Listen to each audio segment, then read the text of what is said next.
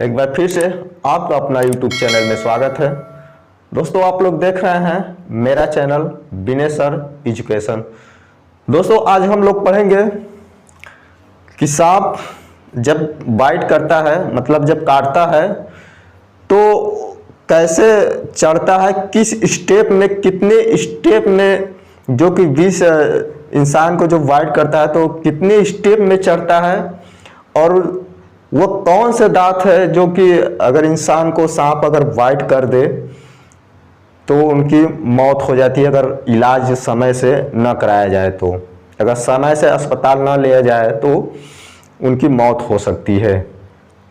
और उनके सांप के कितने दांत होते हैं, ये पूरी जानकारी हम लोग इस वीडियो में जानेंगे। ठीक है, सबसे पहले हम जानेंगे कि सांप के कितने दांत होते हैं। पहला होता है सांप के 200 दांत होते हैं। ठीक है, सांप के 200 दांत होते हैं, लेकिन ये दांतों में से लगभग 200 दांत होते हैं, लेकिन ये दांत केवल शिकार को पकड़ने के लिए, जैसे कि मेढक या और चूहा वहा, इन लोगों को पकड़ने के लिए इनका यूज यह सांप करते हैं। और इसमें से जहरीले कितने दांत होते हैं? चलिए, पहला हो गया, यह तो हो गया कि यह शिकार को पकड़ने के लिए इसका यूज करते हैं। ठीक है, दूसरा नंबर हमारा होता है जहरीले दांत कितने होते हैं। जहरीले दांत 4 होते हैं। जहरीले दांत 4 होते हैं। कौन कौन से होते हैं? पहला होता है मकड़ी, दूसरा होता है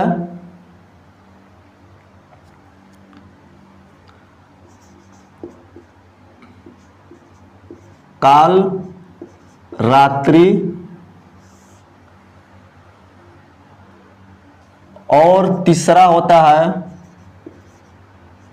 यमदूती,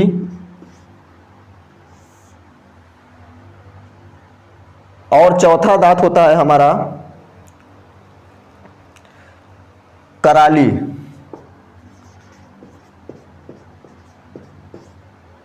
कराली होता है। इसमें से सबसे छोटा दांत होता है हमारा यमदूती। अगर इस दांत से किसी इंसान को अगर सांप बाइट कर दिया या काट लिया तो उस इंसान को बचना नामुमकिन हो जाता है। चलिए, इतना आप लोग समझ गए। तीसरी बात, क्या जहर सांप के दांत में होता है? नहीं। जब सांप को गुस्सा आता है या क्रोध आता है, या जब किसी द्वारा, मतलब कि इंसान द्वारा उसको क्षति पहुंचता है, तब उसको क्रोध आता है। जैसे कि हम कहीं चरपाई पर बैठे हैं या कहीं और उस जगह पर बैठे हैं जहां सांप है और हमको मालूम नहीं है, पैर लटकाए हुए हैं, हो सकता है उसको नजर में आए कि ये चूहा है, तो उस स्थिति में वो बाइट कर सकता है या बाइट कर देता है। तो जब इंसान को या सांप जब देखता है कि इंसान यहाँ पर खड़ा है तो सांप वहाँ पर है, और उसके पास में गए, हम देखे नहीं सांप है वहाँ पर, तो वो सोचता है कि हमारे को हमला कर रहे हैं। ठीक है, तो हमला कर बचने के लिए वो बाइट करता है। तो वो बाइट जब करता है तो जहर उनके दांत में नहीं होता है, जो कि दाईं आंख के पास एक ग्रंथि होता है। दाईं आंख के पास एक ग्रंथि होता है। जब उसको क्रोध आता है तो उस ग्रंथि से धमन के द्वारा वो कहाँ लाता है? अपने दांत में, जो चारों दांत है इन्हीं में से जो दांत में लाता है, और दांत में लाने के बाद तब वो बाइट करता है। ठीक है, इतना आप लोग समझ गए।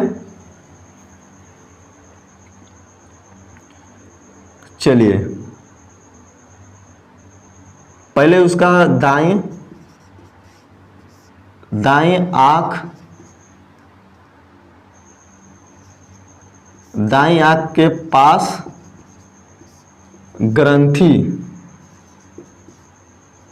ग्रंथि में होता है, जो धमन के रास्ते दांतों तक लाता है।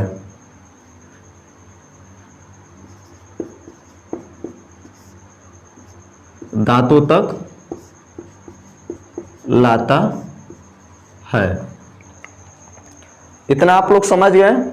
चलिए, जब इंसान को बाइट कर देता है तो सबसे पहले अगर त्वचा में अगर बाइट कर देता है तो त्वचा में जब उसका विष जाता है तो दुगुना हो जाता है। जब त्वचा में जाता है उसका विष तो दुगुना हो जाता है। चलिए चौथा देख लेते हैं। त्वचा में जब जाता है तो दुगुना हो जाता है, दुगुना। उसके बाद जब रक्त में जाता है विष, रक्त में जाता है तो यह 4 गुना हो जाता है। कितना? 4 गुना हो जाता है। उसके बाद जब यह पित्त में जाता है, पित्त में जाता है तो यह 8 गुना हो जाता है। कितना? 8 गुना हो जाता है। उसके बाद जब यह कफ में जाता है तो यह 16 गुना हो जाता है। कितना? 16 गुना। और उसके बाद जब आंत में जाता है तो यह 30 गुना हो जाता है। कितना? 30 गुना। जब यह मज्जा में जाता है, मज्जा में जाता है तो यह 60 गुना होता है। इस स्थिति पर आने पर इंसान की मौत हो जाती है। अगर हॉस्पिटल सही टाइम से ना ले जाए तो इंसान की मौत हो जाएगी। ठीक है। इतनी स्थिति पहले त्वचा में होता है, तो त्वचा में जब होता है तो यह दुगुना हो जाता है। उसके बाद जब यह रक्त में पहुंचता है तो इसकी रफ्तार दोगुना फिर हो जाता है। कितनी हो जाएगी? 4 गुना हो जाता है। उसके बाद अगर पित्त में अगर पहुंच गया तो यह 8 गुना हो जाता है। उसके बाद जब यह कफ में पहुंचता है तो यह 16 गुना हो जाता है। और जब यह आंत में पहुंचता है तो यह 30 गुना हो जाता है। और मज्जा में पहुंचता है तो 60 गुना हो जाता है। जब 60 गुना हो जाएगा तो इंसान का बचना नामुमकिन हो जाता है। ठीक है। क्योंकि यह दिल और धड़कन दोनों को बंद कर देता है। और इस स्थिति में जब सांप पहले बाइट करता है तो तंत्रिका तंत्र को जो होता है वो बेकाबू कर देता है। और उसके बाद दिल और धड़कन दोनों को बंद कर देता है, जैसे कि इंसान की मौत हो जाती है। ठीक है। चलिए आगे देखते हैं कि किस स्टेप में, कितने स्टेप में विष चढ़ता है। ठीक है। कितने स्थिति में विष चढ़ता है।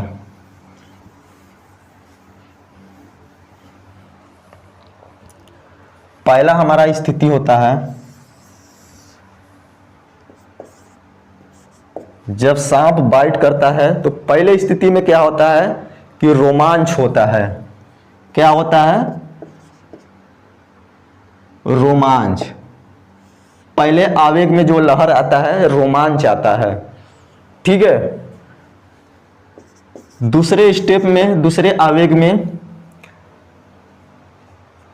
इंसान को खूब पसीना होने लगता है। क्या होता है? खूब पसीना होता है। खूब पसीना होने लगता है। और तीसरे स्टेप में क्या होता है?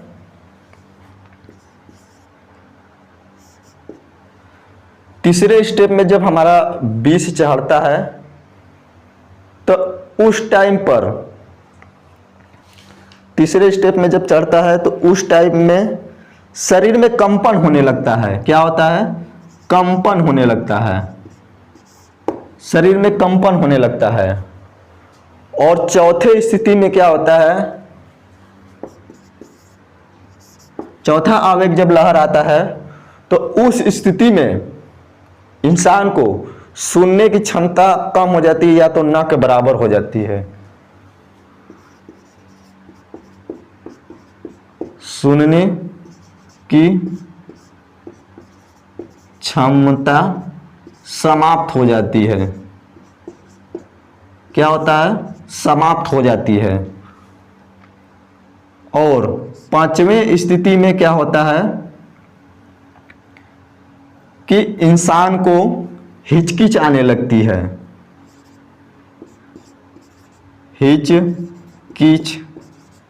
हिचकिच आने लगता है, यानी प्राण छूटने लगता है। प्राण छूटने लगता है। सातवें में क्या होता है? छठवें में क्या होता है? छठवें में क्या होता है कि गर्दन लटक जाता है। गर्दन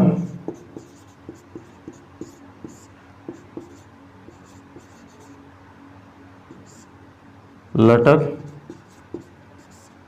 जाता है। और सातवें आवेग में इंसान की मौत हो जाती है।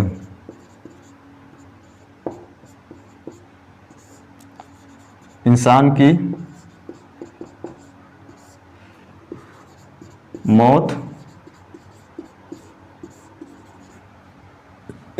मौत हो जाती है। यानी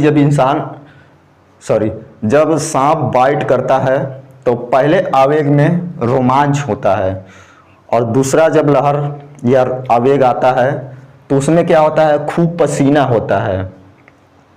तीसरे में क्या होता है? कंपन होता है, शरीर में क्या होता है? कंपन होता है। चौथे में क्या होता है कि सुनने की क्षमता समाप्त यानी बहुत कम हो जाती है। पांचवें में क्या होता है कि हिचकिच आने लगता है, यानी कि प्राण अब छूटने लगता है धीरे धीरे।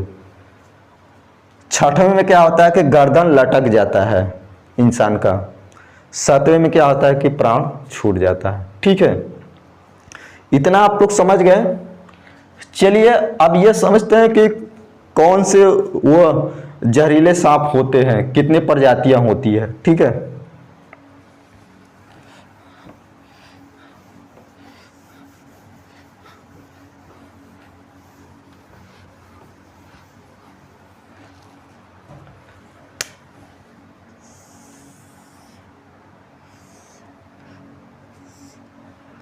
पहला होता है हमारा कोबरा, जिसे हम लोग कहीं कहीं पर जैसे उत्तर प्रदेश में और कहीं पर जैसे नाग के नाम से जानते हैं। तो कोबरा के हमारे लगभग 300 प्रजाति होती है, परिवार होता है। परिवार यानी सदस्य होता है, 300 इसके प्रजाति होते हैं। ठीक है, इसके 300 प्रजाति होते हैं। एक और सांप होता है जिसे हम कहते हैं वाइपर्स। यह होता है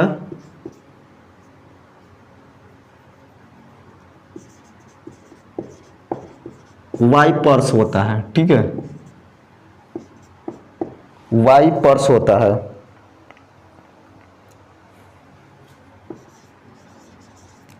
ये वाइपर्स होता है। इसके लगभग 200 सदस्य होते हैं, 200 परिवार होते हैं। ठीक है, अगर किसी विश्व में सबसे जहरीला हमारा यही होता है कोबरा, जिसे हम लोग नाग के नाम से जानते हैं। और इससे भी जहरीला कोबरा में जो सबसे बड़ा कोबरा में होता है वो किंग कोबरा होता है। किंग कोबरा, यह किंग नाम ही से पता चल जाएगा कि राजा है। किंग कोबरा ये विश्व में सबसे ज्यादा इनकी प्रजाति में कोबरा में, जैसे किंग कोबरा, ये लगभग इनका लंबाई अगर देखा जाए तो 12 फीट और ज्यादा से ज्यादा इनके 18 या 19 फीट देखा गया है इनकी लंबाई इस सांप का। अब इसी से अंदाजा लगा सकते हैं कि इस सांप की इतनी लंबाई है। यह लगभग 3 या 4 हाथी को आसानी से सुला सकता है बाइट करने पर। ठीक है, तो ये कोबरा में जो इनमें जो जहर होता है न्यूरोटॉक्सिक होता है, न्यूरोटॉक्सिक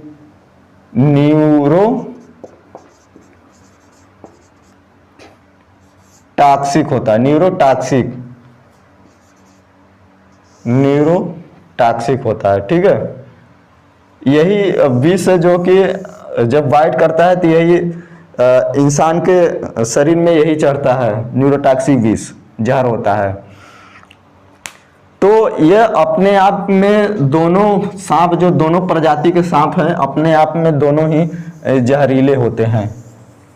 ठीक है, जब किसी इंसान को जब यह सांप बाइट करता है तो ये अगर कोबरा अगर बाइट कर दिया तो लगभग 25 या 30 मिनट तक लगभग वो इंसान उसी में उनका खेला खत्म हो जाता है, क्योंकि इतना तेजी से न्यूरोटॉक्सिक विष है जो कि जो बताए हैं कि कितना तेजी से त्वचा में जब जाता है तो 2 गुना हो जाता है, रक्त में 4 गुना हो जाता है। इतनी तेजी से इनका विष जब चढ़ता है शरीर में तो इंसान बचना बहुत मुश्किल हो जाता है, क्योंकि इन्हीं के बीच में अगर 15 मिनट से 30 मिनट के भीतर ही अगर हॉस्पिटल, डिस्ट्रिक्ट हॉस्पिटल जहाँ नहीं ले गए, जो कि एंटीवेनम जो कि इंजेक्शन आता है इनका,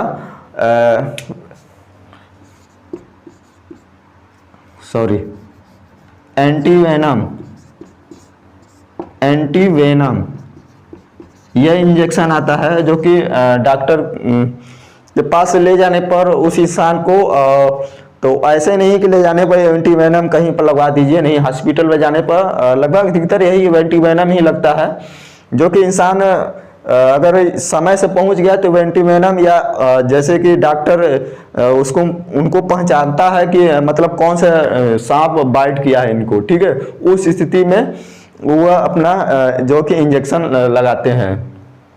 जब हमें इंसान सांप जब बाइट कर देता है तो हमें झाड़ फूंक के चक्कर में नहीं पड़ना चाहिए, क्योंकि जब झाड़ फूंक के चक्कर में आप पड़ जाएंगे तो उस इंसान का जान जा भी सकता है, क्योंकि जब से एंटीवेनम या जैसे डॉक्टर के हिसाब से अगर इलाज नहीं करवाएंगे तो अगर इनके अलावा जैसे हॉस्पिटल के अलावा और कहीं जैसे झाड़ फूंक के चक्कर में पड़ गए तो वो इंसान की मौत हो जाएगी, निश्चित है। क्योंकि यह जहर जो होता है न्यूरोटॉक्सिक इतनी तेजी से इंसान के अंदर पहुंचता है ना कि टाइम ही नहीं लगता। और जब यह न्यूरोटॉक्सिक जो होता है, जब पूरे शरीर में जब दिल और धड़कन दोनों को जब ये बंद कर देगा ना तो उस स्थिति में इंसान का बचना मुश्किल हो जाता है। तो हमें सही तरीके से देखा जाए तो हमें डिस्ट्रिक्ट हॉस्पिटल या तो अपने नज़दीकी हॉस्पिटल पता कर लेना चाहिए कि हमें यह अवेलेबल है कि नहीं है। नहीं, अगर नहीं होगा तो वो तुरंत अपने कुछ दूरी पर जहाँ पर आपका डिस्ट्रिक्ट होगा वहाँ पर तुरंत वहाँ पर ले जाइए, क्योंकि समय से, क्योंकि अगर 30 मिनट अगर अधिकतर उनके पास क्षमता ज़्यादा है, अगर शरीर उनका अच्छी स्वास्थ्य अगर अच्छा है तो मान लीजिए 5 मिनट और जोड़ लीजिए या तो 10 मिनट और, या तो वो कमज़ोर है तो 25 से 30 मिनट में उनकी मृत्यु हो जाएगी। तो यही हमारी वीडियो में बताने का मकसद था कि जब सांप बाइट कर लेता है तो हमें किस स्थिति में चढ़ता है, और वो सांप अगर काट लिया तो हमें कहाँ ले जाना चाहिए। हमें जल्दी से जल्दी हॉस्पिटल में ले जाना चाहिए, क्योंकि उस इंसान का अगर हॉस्पिटल में अच्छा इलाज हो जाए तो वो हो सकता है बच भी सकता है। अगर सही समय से अगर पहुंच जाएंगे तो अब निश्चित है कि वो बच जाएंगे। या झाड़ फूंक के चक्कर में पड़ेंगे तो उनका बचना मुश्किल हो जाएगा। ठीक है, तो चलिए आज के लिए बस इतना रहने देते हैं, अगले वीडियो में